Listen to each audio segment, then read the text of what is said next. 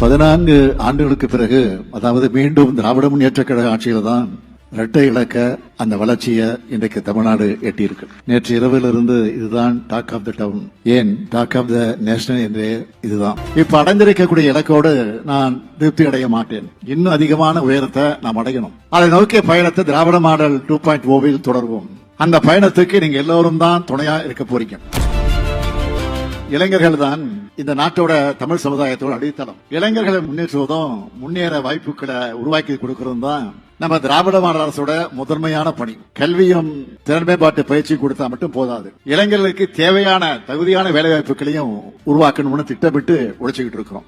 கடந்த 4 ஆண்டுகள்ல தேர்வாணையங்கள் மூலமாகவும் பல்வேறு பொதுத்துறை நிறுவனங்கள் மூலமாகவும் மொத்தம் 6,41,664 பேர் பணி நியமனம் பெற்றிருக்காங்க. இந்த வெற்றி பயணம் தொடரவும், தமிழ்நாட்டு இளைஞர்களுடைய எதிர்காலம் சிறக்கவும் நம்ம திராவிட மாடல் அரசு தொடர்ந்து பாடுபடும்.